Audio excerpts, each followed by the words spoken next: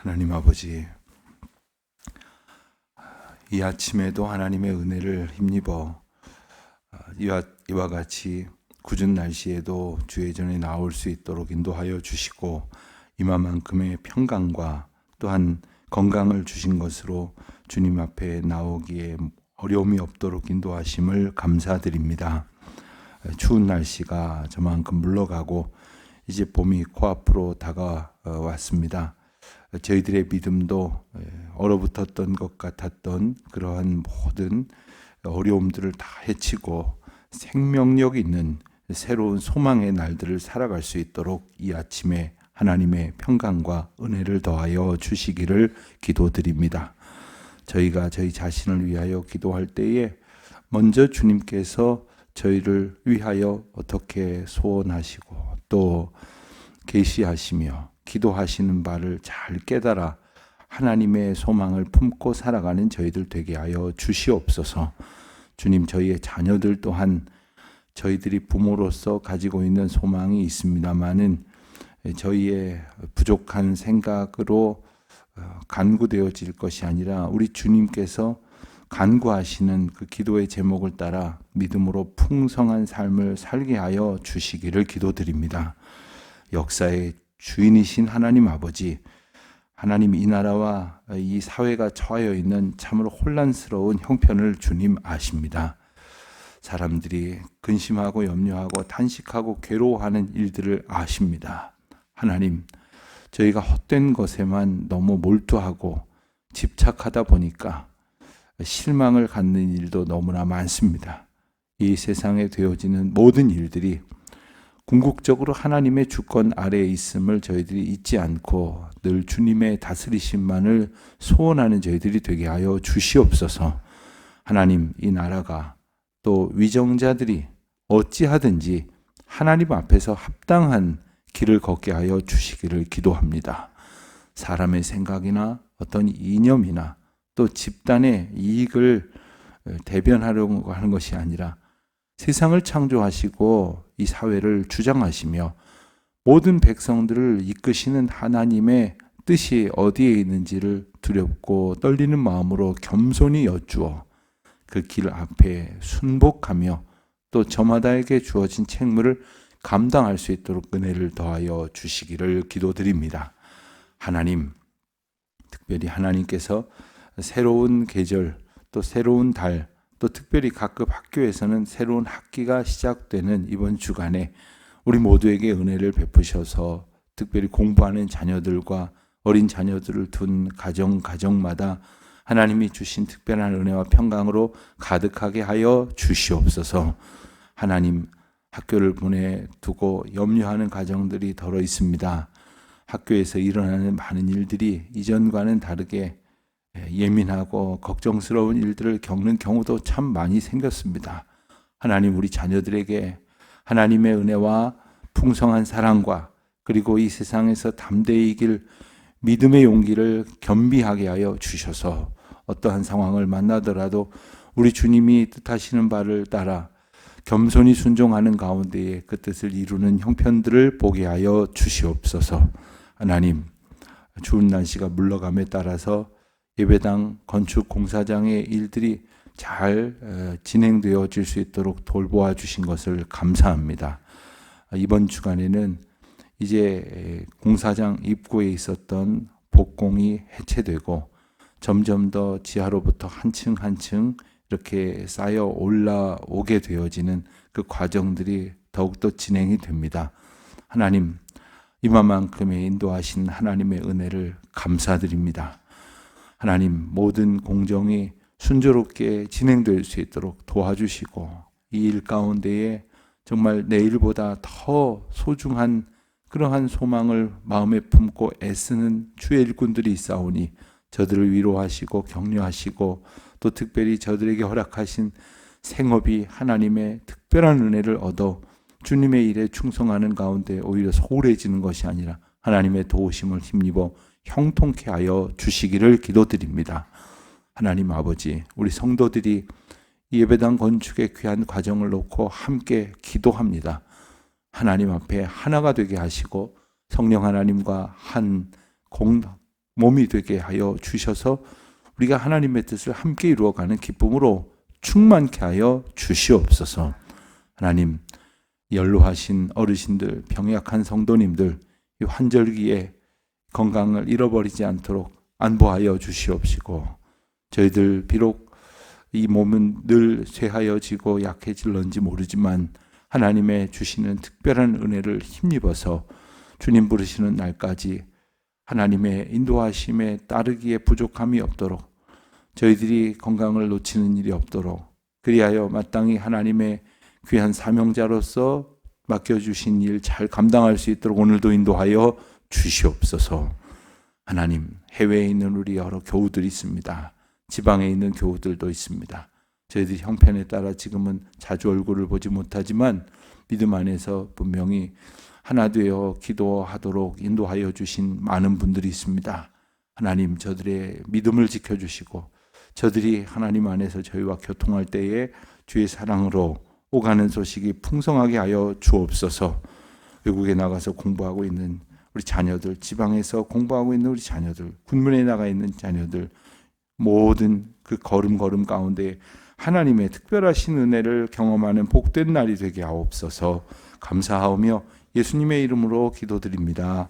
아멘. 요한복음 17장 20절부터 봉독하겠습니다. 요한복음 17장 20절부터 26절까지 말씀 함께 봉독하겠습니다. 요한복음 17장 20절부터 26절까지 말씀 이제 저와 함께 봉독합니다. 내가 비옵는 것은 이 사람들만 위함이 아니요 또 그들의 말로 말미암아 나를 믿는 사람들도 위함이니 아버지여 아버지께서 내 안에 내가 아버지 안에 있는 것 같이 그들도 다 하나가 되어 우리 안에 있게 하사 세상으로 아버지께서 나를 보내신 것을 믿게 하옵소서. 내게 주신 영광을 내가 그들에게 주었사오니 이는 우리가 하나가 된 것 같이 그들도 하나가 되게 하려 함이니이다. 곧 내가 그들 안에 있고 아버지께서 내 안에 계시어 그들로 온전함을 이루어 하나가 되게 하려 함은 아버지께서 나를 보내신 것과 또 나를 사랑하심 같이 그들도 사랑하신 것을 세상으로 알게 하려 함이로소이다. 아버지여 내게 주신 자도 나에 있는 곳에 나와 함께 있어 아버지께서 창세전부터 나를 사랑하심으로 내게 주신 나의 영광을 그들로 보게 하시기를 원하옵나이다. 의로우신 아버지여 세상이 아버지를 알지 못하여도 나는 아버지를 알았사옵고 그들도 아버지께서 나를 보내신 줄 알았사옵나이다. 내가 아버지의 이름을 그들에게 알게 하였고 또 알게 하리니 이는 나를 사랑하신 사랑이 그들 안에 있고 나도 그들 안에 있게 하려 함이니이다. 아멘. 오래전 제가 신학교에 입학했을 때 신학교 도서관에서 책을 찾다가 우연히 한국에 왔던 선교사들이 본국으로 보내는 그 선교 보고서를 엮어 출간한 책을 본 적이 있습니다. 그 책 말미에는 그 선교사들이 한국을 위하여 기도한 기도문들이 이렇게 수록이 되어 있었는데 그 책을 읽고 제가 참 얼마나 큰 감동을 받았는지 지금도 방금 그 책을 읽은 것 같은 그런 느낌이 들곤 합니다.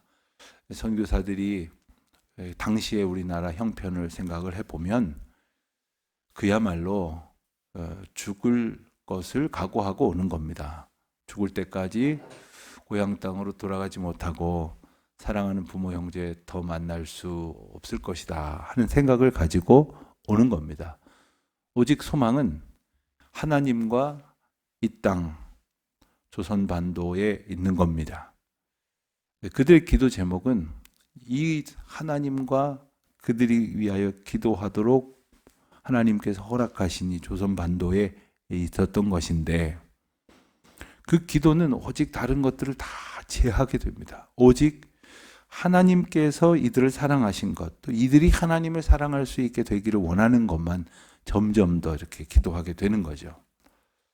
우리가 그런 기도를 보면서 기도의 궁극적인 방향이 어디 있는가를 우리가 알게 되는 것처럼, 특별히 오늘 어제 그제에 이어서 요한복음 17장 말씀이 일러주는 것처럼 예수님이 어떻게 기도하셨는지를 우리가 깨달으면서 예수님의 마음도 알게 되고, 또 우리는 어떻게 기도해야 할런지 또한 알게 되어지는 특별한 은혜의 말씀이기도 합니다. 어제도 말씀드린 것처럼 17장의 기도의 주제는 세 가지라고 말씀을 드렸습니다. 5절까지는 예수님 자신을 위하여 하나님 앞에 드리는 기도였다면, 6절부터 이제 19절까지의 말씀은 그들과 예수님과 함께 있는 제자들을 위하여 기도하신 내용이고, 오늘 20절 이후의 말씀은 20절에 소개되는 것처럼 그들의 말로 말미암아 나를 믿는 사람들을 위하여 기도하는 것, 그러니까 제자들을 통해서 복음이 전해져서 믿게 될 사람들을 위하여 기도하는 것입니다. 자, 그 내용은 어떤 것일까요? 이것은 우리에게 대단히 중요한 것은, 우리가 다른 사람들을 위하여 중보할 때 또 이와 같은 중심을 가지고 기도해야 한다는 것을 의미합니다. 다른 사람들을 위하여 우리가 기도합니다. 어떻게 기도하는지 사실 기도하는 사람만 알 것입니다. 그런데 정말 그 기도로 하나님이 영광을 받으시는지, 어떤 의미에서 보면 그 기도로 인하여 내가 유익을 얻고자 하는 것이 사실 우리의 이기적인 본성입니다. 자녀들을 위해서 기도합니다마는 자녀들이 공부 잘해서 부모로서 어떤 자랑스러움과 또 만족과 자녀들이 잘 됨으로 내 삶이 어떤 유익을 끼치려고 하는 것으로 기도한다면, 그건 중보 기도가 아니라 그냥 내 바램을 하나님 앞에 이기적으로 투사하는 것에 불과합니다. 그러나 한 걸음 옆으로 비켜서서 하나님께서 내 자녀이든 혹은 나의 이웃이든 혹은 우리가 어떤 중보기도의 대상으로 놓고 있던 어떤 먼 나라 열방의 어떤 선교지든 혹은 그곳을 섬기는 선교사님이든 그들을 통하여 하나님의 영광, 나의 유익과 상관이 없을지라도, 있을 수도 있습니다만은 그것과 상관없이 하나님의 영광, 즉 하나님이 드러나는 것을 구하는 것이 궁극적으로 우리의 기도의 방향이어야 한다는 것을 일깨워 주시는 것이죠. 20절 말씀을 보면 예수님께서 지금 눈앞에 있는 제자들을 향하여 깊은 그 신뢰를 가지고 계심을 우리가 엿볼 수가 있습니다. 제자들의 모습은 참 답답하게 짝이 없었고, 이미 가룟유다 같이 노골적으로 예수님을 배반한 사람도 있었거니와 이제 얼마 지나지 않으면 다 도망가 버리고 말 것을 예수님이 모르시지 않았음에도 불구하고 그들의 말로 말미암아 나를 믿는 사람들이 있을 것이라고 확신하고 계시는 거예요. 예수님 보실 때 얼마나 제자들이 한심하고 답답합니까? 그래서 이 녀석들이 뭘 할 수 있을까? 이렇게 보시는 것이 아니라 이들이 말씀에 순복하여 복음을 증거할 때 그 복음의 비밀을 알게 될 사람들을 기대하면서 기도하고 계시는 것이죠. 지금은 눈에 보이지 않지만 우리 자녀들이 또 자녀들을 낳고 또 그 자녀들이 또 자녀들을 낳고, 지금은 우리 눈에 보이지 않지만 우리가 교회를 예배당을 건축하고 그 예배당에서 예배를 드리지만 조금 더 시간이 지나면 우리가 알지 못했던 다른 세대, 다음 세대가 함께 또 하나님을 알아가며 예배를 드리고 오고 오는 세대들이 점점 더 하나님을 기쁘게 예배하는 그날이 올 것을 기대할 수 있는 소망은 하나님의 주권과 영광을 바라볼 때에 비로소 우리에게 풍성해진다는 사실을 기억하게 됩니다. 21절 말씀을 보면 아버지여 아버지께서 내 안에 내가 아버지 안에 있는 것 같이 그들도 다 하나가 되어. 그렇습니다. 오늘 이 이후에 장래의 성도들을 위한 예수님의 기도에 있어서 가장 핵심적인 어떤 컨셉은, 개념은 바로 하나가 된다는 것에 있습니다. 하나가 된다는 것. 그러니까 하나님과 예수님이, 성부와 성자 하나님께서 하나가 되신 것 같이 성도들이 하나가 되고, 그리고 이후에 주님을 만나게 된 모든 사람들이 하나가 되는 것을 예수님께서 기도하시는 거예요. 더러는 우리가 하나가 되어야 됩니다. 분열되면 안 됩니다 라고 말하는데, 사실은 하나님 안에서 하나가 되고 예수 그리스도의 이름으로 하나가 되는 것이 아니고서는 아침에 하나가 됐다가 점심 먹기도 전에 다투고 분열하고 헤어지고 찢어지는 것이 인간의 속성입니다. 하나님 안에서 하나가 되어진다는 것. 그래서 예수님의 소원은 내가 아버지 하나님과 하나가 된 것 같이 저들도 하나님과 하나가 되어지는 것. 그러면 당연히 예수님과 하나가 되어지는 것이죠. 그러니까 우리가 예수 그리스도 안에서 하나가 된다고 하는 것은 당연히 우리도 하나가 되고 그리고 우리도 하나님 안에서 각각 연합한 삶을 살아가는 것입니다. 이것을 궁극적으로 그리고 영적으로 보여주신 신뢰가 바로 성찬식이었죠. 각자가 예수님의 살과 피를 받음으로 예수님과 연합하게 되면 예수님으로 인하여 연결돼서 모든 성도들이 하나가 되는 겁니다. 제가 성찬식 때마다 늘 간단하게 언급을 합니다만 같은 살과 피를 받은 저희들입니다 라는 고백을 꼭 하게 됩니다. 성찬의 비밀입니다. 하나님의 은혜 안에 우리가 있음을 함께 갖는 비밀입니다. 오늘 우리가 이 자리에 모였다가 잠깐 모였다가 또 흩어져서 하루를 삽니다만은 우리가 같은 하나님께 같은 소원을 품고 기도하며 같은 은혜를 사모하기에 이 교회라고 하는 공동체가 세상의 어떤 모임과도 비교할 수 없는 영적 결속력을 가지게 된다는 것이죠. 이것이 없으면 부부나 부모 자녀가 아니라 아무리 친한 친구도 결코 하나가 될 수가 없다는 것이죠. 그래서 하나님의 은혜를 힘입어서 그들도 하나님과 하나가 되고 하나님을 믿고 예수님께서 하나님이 보내신 분이심을 믿게 하옵소서. 이것이 바로 예수님의 기도가 되었던 것입니다. 21절을 같은 맥락의 말씀을 하십니다.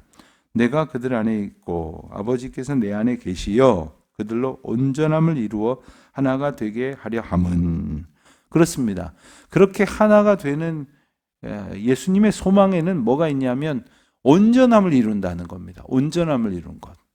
온전함을 이룬다는 말은 가령 뭐 부서진 것, 깨진 것, 모자란 것 다 채워서 완전한 것을 이룬다, 뭐 이런 의미를 생각할 수 있지만 그보다 더 중요한 것은 하나님의 창조적 원리에 합당한 것이라는 뜻이 됩니다.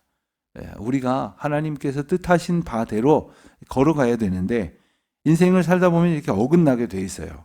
그래서 구약에서 말하는 죄란 어떤 뜻이냐면 그 원어적인 의미를 보면 이 활시 위에서 떠난 화살이 저 관역 한가운데 가서 딱 박혀야 되는데 그게 본래 하나님의 계획이요 인도하심인데 이 화살이 어긋난다는 뜻이 담겨져 있습니다. 이 하말티아라고 하는 그런 그 히브리어 원어가 사용이 되는데 이 관역에서 벗어나는 듯한 인생이 온전히 하나님 앞에서 정확하게 향하여 가는 그 모습을 온전함을 얻는 것이라고 이렇게 말할 수가 있습니다. 그러니까 우리가 비록 이제 어긋난 그러한 삶을 살아가기 참 쉬운 시대에 살고 있습니다. 우리를 미혹하고 또 우리를 공격해가지고 우리가 유혹에 빠지든지 아니면은 옳은 길을 가는 것을 두려워하여 잘못된 길로 가든지 주님께서 인도하시는 길로 향하지 못할 때가 참 많이 있을지도 모릅니다. 오늘도 그와 같은 날일런지도 모릅니다. 그러나 하나님께서 우리 안에 계시면 내가 그 길을 똑바로 가려고 애를 쓰지 않아도 주님만 따라가면 주님 앞에 거룩한 은혜로 소망하며 나아가면 그 길로 향하게 되는 거죠. 예컨대 광화문으로 가는 버스를 타면 광화문으로 데려다 줍니다. 그 안에서 내가 뭐 광화문 쪽으로 어떻게 해보려고 애를 쓰지 않아도 됩니다. 나로서는 할 수 없는 일이지만 하나님께서 우리를 은혜 가운데 인도하셔서 뭐 뉴욕으로 가는 비행기에 타면 편안하게 그리로 데려다 주는 것이죠. 그런데 하나님의 은혜 가운데 있는 것이 과연 무엇입니까? 24절에 보면 아버지여 내게 주신 자도 나 있는 곳에 나와 함께 있어. 아버지께서 창세전부터 나를 사랑하심으로 내게 주신 나의 영광을 그들로 보게 하여 주시옵소서 하는 기도입니다. 여기에 두 가지 중요한 의미가 담겨 있습니다. 창세전부터 사랑하셨다는 하나님의 궁극적인 구원의 계획입니다. 에베소서 1장 4절에도 창세전부터 하나님께서 우리를 택하셨다는 그런 표현이 나옵니다. 이것은 우리 모두가 태초부터 이 세상을 다스리신 하나님의 창조적인 주권 가운데에 비롯되어졌다. 그러니까 어디서 근본 없이 생겨진 것이 아니라 하나님의 창조적 계획 가운데에서 우리의 삶이 시작되었고, 그리고 그 걸음 가운데 인도하심 가운데 있으니 우리가 세상이 알지 못하는 그 비밀을 깨달은 은혜를 얻은 자답게 주님을 알아가는 기쁨으로 충만하여지기를 우리 예수님께서 기도하고 계시는 것입니다. 그렇다면 우리가 다른 사람들을 위해서 어떻게 기도해야 하겠습니까? 예컨대 선교지를 위해서 기도한다면 두 가지 아니겠습니까? 선교사님들을 위해서 기도하고 그 선교지에 있는 백성들을 위해서 기도하고, 뭘 위해서 기도합니까? 그곳에서 되어질 산업이 잘 되고, 그곳의 경제가 좋아지고, 또 그곳의 교육이 훌륭하게 발달되고, 많은 것들을 기도할 수 있겠습니다만은 사실 궁극적으로는 그들이 하나님을 알아가는 은혜를 얻기를 기도해야 되는 것이죠. 그들이 하나님을 사랑하는 그 풍성함에 거하게 되는 것을 위해서 기도하는 것이죠. 마찬가지로 예수님께서 우리를 위해서도 그렇게 기도하신 것처럼 우리도 이제는 누군가를 위해서 기도할 때 하나님의 사랑 안에서 하나님의 사랑을 힘입어 하나 되게 하시고, 그리고 그 사랑으로 온전하게 되어지게 하옵소서. 그들의 온전하게 하시는 하나님의 은혜를 감사하는 우리의 중보 기도가 이제는 드려질 수 있기를 원하는 것입니다. 예수님이 그렇게 우리를 위해서 기도하셨습니다. 우리가 온전하여지기를. 우리가 그동안 얼마나 이기적인 인간적인 생각에서 누군가를 위해서 기도했는지를 분명히 알게 해주시는 말씀이 바로 예수님의 중보 기도를 보는 것입니다. 어떤 교회는 이 장로님들이나 혹은 예배 때 기도하시는 분들 기도문을 예배 끝나고 나갈 때 이렇게 메모지 형식으로 해서 이렇게 교인들한테 나눠주시는 것을 제가 본 적이 있어요. 그러니까 성도님들에게 예배 대표 기도자의 기도가 어떤 그 모범이 돼서 우리가 같이 한 주간 동안 이렇게 기도하자는 어떤 재현이 되도록 하시는 것이더라고요. 여러분, 예수님의 기도가 궁극적으로 우리에게 기도를 어떻게 하기를 원하시는지를 일깨워 주시는 거예요. 주기도문이 그렇고요. 또 오늘 본문에 나온 대제사장적인 기도가 그렇습니다.